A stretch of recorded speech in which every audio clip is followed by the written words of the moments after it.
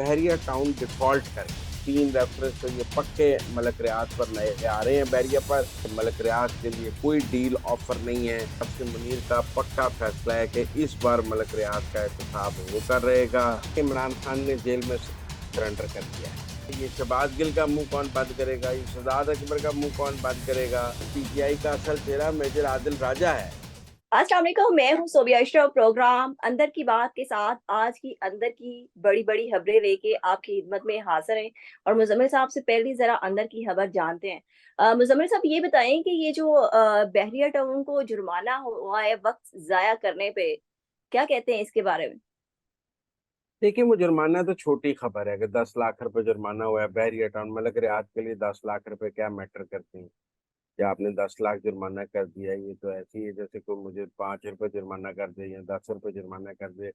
मलक रियाज के लिए 10 लाख रुपए क्या चीज है। ये तो मैं समझता हूँ अदालत ने मजाक किया है। जुर्माना करते तो कोई सही तरह का जुर्माना करते। मलक रियाज को देखते हुए जुर्माना करना चाहिए था। लेकिन मैंने ये फैसला पढ़ा है, उस फैसले में जो सबसे अहम बात है वो ये है कि उसमें ये लिखा गया है कि बहरिया टाउन डिफॉल्ट करके सुप्रीम कोर्ट ने अपने फैसले में लिखा है कि किस जुर्माने की रकमें बर वक्त ना देने की वजह से बहरिया टाउन ने डिफॉल्ट कर दिया। अब जो लोग कह रहे थे कि बहरिया टाउन डिफॉल्ट करेगा या नहीं करेगा, ये तो सुप्रीम कोर्ट ने तो बहरिया टाउन का डिफॉल्ट डिक्लेयर कर, और उन्होंने अपने अदालती फैसले में लिख दिया कि बहरिया टाउन डिफॉल्ट करके। लिहाजा मैं समझता हूँ कि बहरिया टाउन के डिफॉल्ट का सफर शुरू हो गया है, क्योंकि पैसे तो दिए नहीं जाए, मलक रियाज साहब देने के मूड में नहीं है। और जब वो पैसे नहीं देंगे तो ये इस डिफॉल्ट को पक्का हो जाएगा। उनके ऊपर ये जुर्माना ना देने पर रेफरेंस भी दायर हो जाएगा एहतसाब अदालत में, और दीगर कार्रवाइयां भी शुरू हो जाएंगी। इस अदालती फैसले के बाद उनके ऊपर रेफरेंस तैयार तैयार होगा। तकरीबन दो रेफरेंस तो पक्के नजर आ रहे हैं इस वक्त मलक रियाज पर।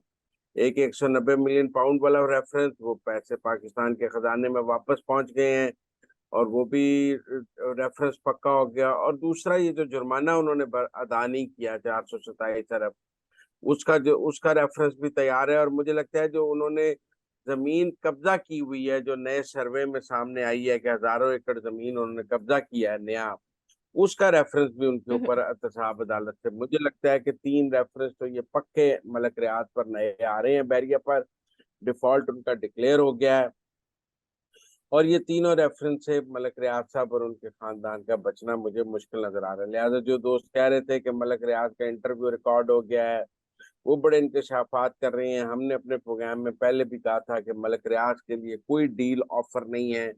उनको डील की कोई ऑफर नहीं है, कोई एनआरओ उन्हें नहीं मिलना है। और ये फौज का, आसिम मुनीर का पक्का फैसला है कि इस बार मलक रियाज का एहतसाब होकर रहेगा। डीएचए वैली के पैसे भी देने पड़ेंगे, बहरिया टाउन कराची की जमीन का हिसाब भी देना पड़ेगा, जुर्माना भी देना है, और जो इमरान खान को रिश्वत दी है उसका भी हिसाब देना है।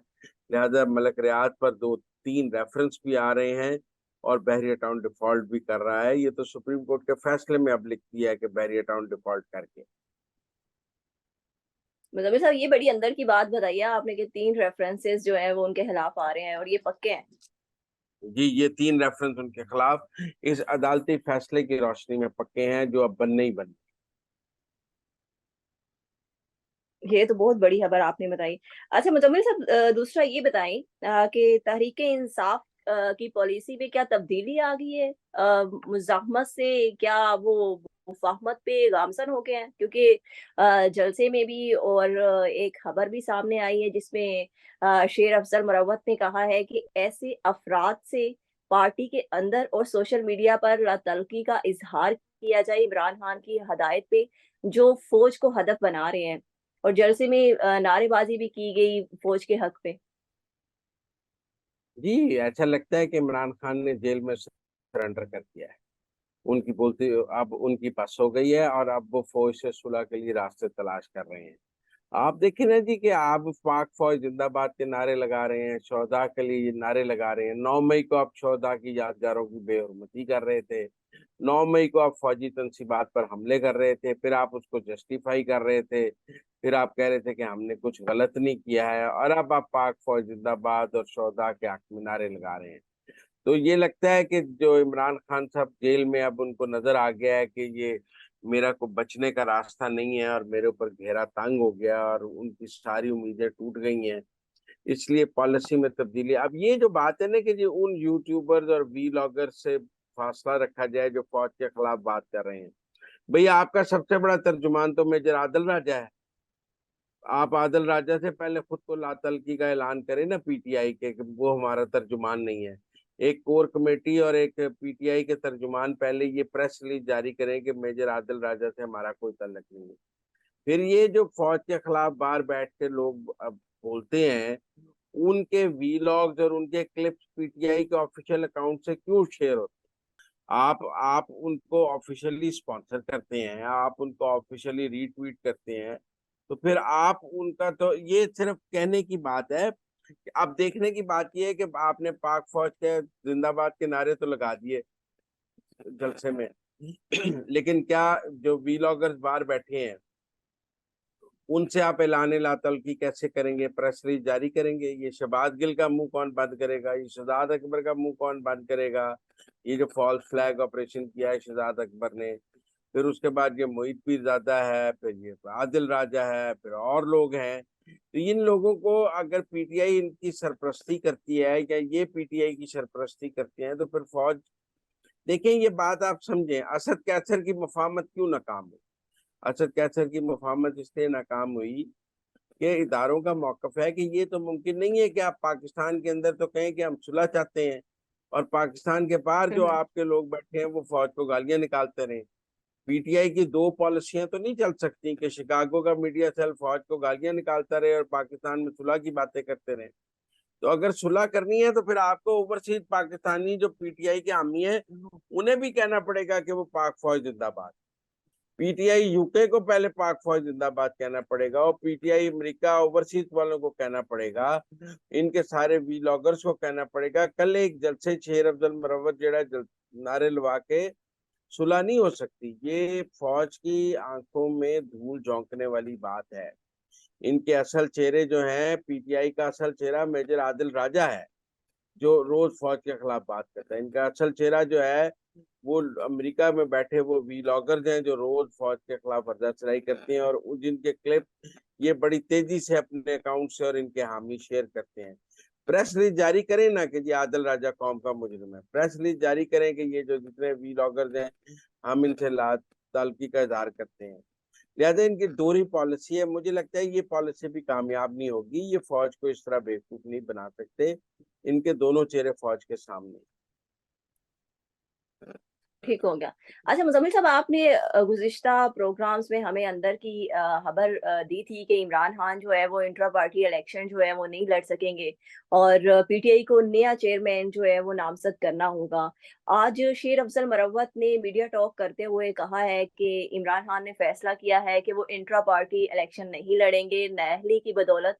और खबर ये भी है कि इंट्रा पार्टी इलेक्शन के लिए तहरीके इंसाफ में तैयारियां शुरू कर दी गई हैं। तो मुझे से मजीद अंदर की खबर क्या है आपके पास? देखिए, इमरान खान साहब अगर चेयरमैन का इलेक्शन लड़ेंगे तो फिर पीटीआई अगला कौमी असम्बली का इलेक्शन नहीं लड़ेगी। अब सवाल है कि क्या पीटीआई ने अगले कौमी असम्बली के इंतखाबात में बल्ले का निशान लेना है तो इमरान खान को कुर्बानी देनी होगी, और अगर इमरान खान चेयरमैन बनेंगे तो फिर पीटीआई को बल्ले का निशान नहीं मिलेगा। दोनों काम नहीं हो सकते। एक काम, अब इमरान खान अगर चाहते हैं कि उनकी पार्टी अगर इलेक्शन लड़े तो उन्हें चेयरमैनशिप छोड़नी पड़ेगी, और ये कोई इमरान खान के साथ नहीं हो रहा। क्या नवाज शरीफ से आपने सदारत नहीं छीनी थी? उसके सेनेटर से शेर के निशान नहीं छीने थे? तब तो इमरान खान साहब कहते थे ये बड़ा अच्छा कानून है, जो नाअहल है वो पार्टी का सदर कैसे हो सकता है? क्या आपने बेनजीर से चेयरमैनशिप नहीं छीनी थी और मखदूम अमीन फहीम को पार्लियामेंटेरियन का सदर नहीं बनाना पड़ा था? तो जब ये कानून मुल्क की दूसरी जो सियासी जमातों और दूसरे कायदीन के खिलाफ इस्तेमाल हुआ तो इमरान खान साहब तालियां बजा रहे थे। आज उनके अपने ऊपर लग गया तो रोने वाली कौन सी बात है? आज मैंने शहबाज गिल का ट्वीट पढ़ा कि वो जी वो इमरान खान ही चेयरमैन होंगे, अगर वो नहीं होंगे तो पीटीआई खत्म हो जाएगी। भाई बेनजीर नहीं होगी तो पीपल पार्टी खत्म हो जाएगी, नवाज शरीफ नहीं होगा तो नून लीग खत्म हो जाएगी, तो इमरान खान नहीं होगा तो पीटीआई खत्म हो जाएगी। तब आपको नहीं पता आप दूसरी सियासी जमातें खत्म करने के दर पे हैं। तो इसलिए अब इमरान खान पीटीआई के, मैंने देखा कि जो शेर अफजल मुरव्वत ने कहा उसके बाद पीटीआई के तर्जुमान ने उसकी जो है वजाहत जारी की। वो वजाहत भी बड़ी मुबहम है कि अभी हम कोई फैसले पर पहुंचे नहीं है। शेर अफजल मरवत ने उसके ऊपर ट्वीट जारी किया है कि ये फैसला मेरे सामने हुआ है कि इमरान खान नहीं लड़ेंगे। अब सवाल है कि अगला चेयरमैन कौन होगा। कुछ होगा ख्याल है हामिद खान होंगे, लेकिन इमरान खान और हामिद खान के ताल्लुकात कभी अच्छे नहीं रहे। इमरान खान और ने तो अलीम खान के लिए हामिद खान को पार्टी से निकाल दिया था, तो इमरान खान हामिद खान पे एतबार कैसे कर सकते हैं कि उन्हें चेयरमैन बना दें। हामिद खान तो शायद बाद में इमरान खान की सुने भी ना।